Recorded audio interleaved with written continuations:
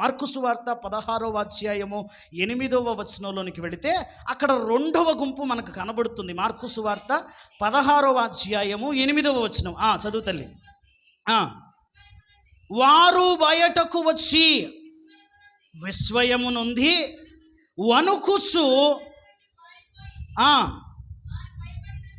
వారు భయపడినందున ఎవనితో ఏమీయూ చెప్పలేదు. 6వ వచనం నుంచి కూడా చదువుదాం ఒకసారి. అందుకతడు, కలవరపడకుడి, సిలువ వేయబడిన నజరేయుడగు యేసును మీరు వెదుకుచున్నారు, ఆయన లేచి ఉన్నాడు, ఇక్కడ లేడు. వారు ఆయనను ఉంచిన స్థలము చూడుడి, మీరు వెళ్ళి ఆయన మీకంటే ముందుగా గలిలయలోనికి వెళ్ళుచున్నాడనియు ఆయన మీతో చెప్పునట్లు అక్కడ మీరు ఆయనను చూతురని ఆయన శిష్యులతోనూ పేతురుతోనూ చెప్పుడని. ఇప్పుడు 8వ వచనం చదువుదాం. వారు బయటకు వచ్చి విస్మయము నొంది వణుకుచు సమాధి యొద్ద నుండి పారిపోయిరి. వారు భయపడినందున ఎవరితోనూ ముందు వచనాల్లో మనం చదివితే అక్కడ ఉన్నటువంటి దూత మరలా చెబుతుంది, ఆయన తిరిగి లేచాడు, ఆయన ఎక్కడా, మీరు ఏం చూస్తున్నారో దాన్ని ఏం చేయాలి, ఇప్పుడు చెప్పిపోండి.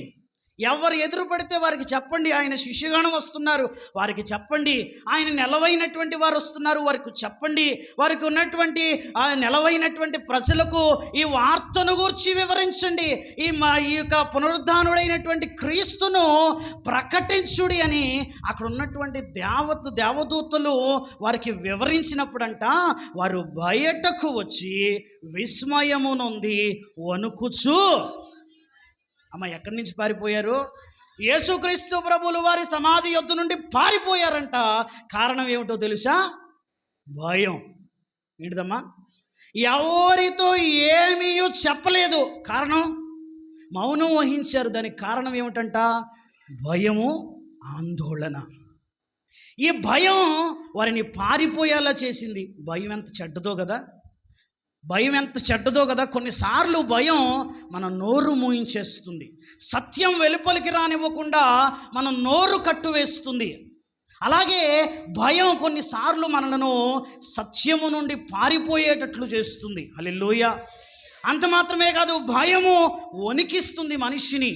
ఒకవేళ మనిషి భయపడుతున్నాడంటే దానికి కారణం ఏమిటో తెలుసా? అనేకమైనటువంటి కారణాలు ఉండవచ్చు. భయము మనిషిని ఏం చేసింది? ఇక్కడ నోరు కట్టేసింది. భయము వారు వణికిపోయేటట్లు చేసింది. అంత మాత్రమే కాదు, సత్యమును విడిచి పారిపోయేటట్లు. ఇదిగో ఈనాడు అనేకులు ఈ గుంపులోనే ఉన్నారు. చూచారు కానీ చెప్పలేదు. రెండో గుంపు ఏంటమ్మా? చూచారు చెప్పలేని గుంపు, చూచిన గుంపు, చెప్పలేని గుంపు. మొదటేమో ఆరాధించారు కానీ అనుమానించారు. రెండో గుంపు చూచారు కానీ చెప్పలేదు. యేసుక్రీస్తు ప్రభువులు వారు పునరుద్ధానుడయ్యాడని చూచారు, కళ్ళారా చూచిన నిజాన్ని ఎవరికి కూడా వారు చెప్పలేదు. కారణం భయం. ఈరోజు కనుక సత్యాన్ని గురించి వివరిస్తే, బాబో మాకెందుకు వచ్చింది దెప్పులు, బాబో ఎవరైనా మా మీద వచ్చి పడి మమ్మల్ని చంపేస్తారేమో, మాకెందుకు వచ్చిందిలే, మేము బ్రతుకుంటే చాలులే, బ్రతుకు జీవుడా, నేను బ్రతికితే చాలు, నా ఇంటి వారు బ్రతుకుంటే చాలు, లేదా నా పక్కింటి వారు బ్రతుకుంటే చాలు, నా బంధువులు బాగుంటే చాలు, నేను బాగుంటే చాలు అనుకుంటున్నావు. సత్యాన్ని కొన్నిసార్లు నువ్వు అనగదొక్కుతున్నావు. ఆ రోజు ఆమెను గూర్చినటువంటి వివరణ యేసుక్రీస్తు ప్రభువులు వారు ఇచ్చి, నీ దగ్గర ఉన్నటువంటి వాడు నీవాడుగాడు, నువ్వు పాపం చేస్తున్నావు, పాపాన్ని విడిచిపెట్టమన్నప్పుడు ఆమె అక్కడే తన కొండను విడిచిపెట్టి ఊరంతా చెప్పిందంట. ఆమె అక్కడ మౌనంగా ఉంటే ఊరు మారేది కాదు.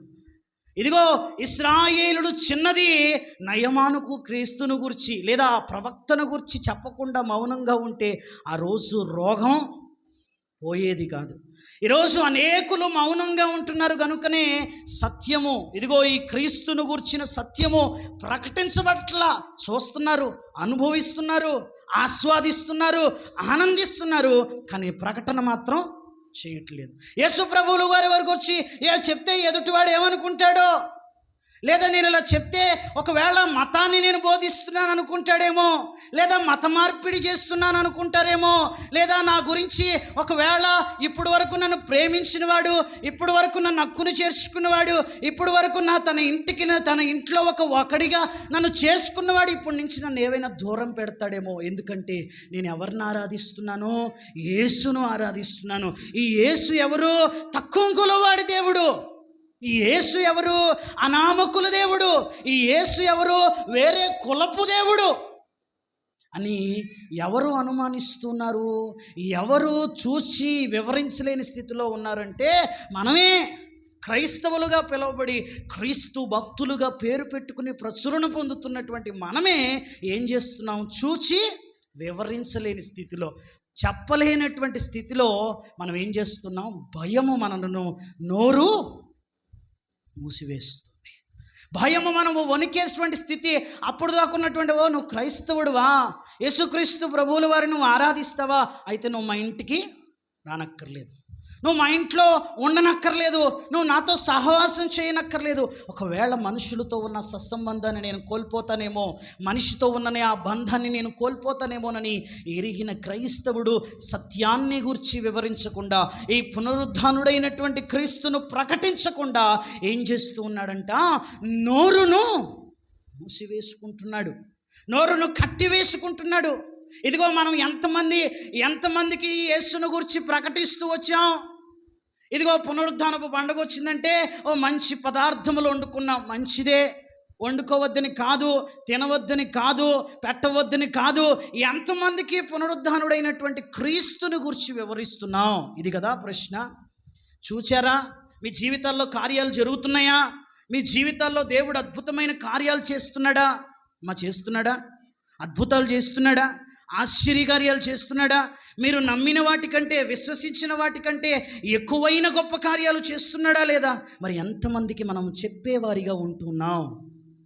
ఎంతమందికి ఉద్యోగం వెళ్ళే చోటో, వ్యాపారంలోనో, ప్రయాణంలోనో, లేదా ఒక ఇంటిలోనో ఎవరికి చెప్పేవారిగా మనం ఉంటున్నాం?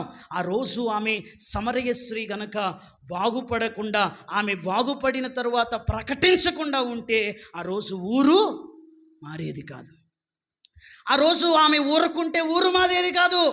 ఊరక ఉండక క్రీస్తుని గురించి, నన్ను బాగు చేసిన వాడిని చూపిస్తా రండి అని ఊరంతా తీసుకెళ్ళిపోయింది. ఎంత గొప్ప పరిచర్య చేసిందండి. ఆ రోజు సమాధిలో ఉన్నటువంటి వాడు, సమాధిలో తాళ్ల చేత లేదా సంకెళ్ళ చేత బంధించబడుతున్నవాడు ఎప్పుడైతే యేసుక్రీస్తు ప్రభువుల వారు తనకు విడుదలిచ్చారో వెంటనే ఏం చేశాడంట? అక్కడంతా కూడా ఆయనను గురించి ప్రకటన చేసుకుంటూ వస్తే అందరూ ఆశ్చర్యపడిపోయారంట. హల్లెలూయా! నువ్వు బోధిస్తున్నావా? చూస్తున్నావు, కార్యాలు నీ జీవితంలో జరుగుతున్నాయి, అనేకమైనటువంటి అద్భుతాలు నీ జీవితంలో జరుగుతున్నాయి, కానీ నువ్వు జరిగిన వాటిని చెప్పలేకపోతున్నావు. కొన్నిసార్లు నువ్వు చెప్పలేకపోవడానికి గల కారణం ఏమిటంటే, ఆ రోజు వారు భయపడినట్లుగా నీలో కూడా భయం అనేటువంటిది అలుముకొని ఉంది. ఆ భయాన్ని విడిచిపెట్టు నువ్వు. ఇదిగో మీరు వెళ్ళి సమస్త జనులను నాకు శిష్యులుగా తయారు చేయుడి అని యేసుక్రీస్తు ప్రభువుల వారు తన శిష్యులకు ఆజ్ఞనిచ్చాడు. ఇది సంఘానికి ఇచ్చిన ఆజ్ఞ. హల్లెలూయా, హల్లెలూయా. ఇది సంఘానికి ఇవ్వబడినటువంటి ఆజ్ఞ. మనం వెళ్ళాలి, గొర్రె ఇంకొక గొర్రెకు జన్మనివ్వాలి, ఇంకొక గొర్రెను తీసుకుని దేవుడి సన్నిధిలోనికి తీసుకుని రావాలి. అది కదా సువార్త ప్రకటన అంటే, అది కదా క్రీస్తు చెప్పిన ఆజ్ఞకు లోబడడం అంటే, అది కదా ఈ పునరుద్ధానుడైనటువంటి క్రీస్తు ప్రభువు మన నుండి కోరుకుంటది. ఏ గుంపులో ఉంటున్నావు?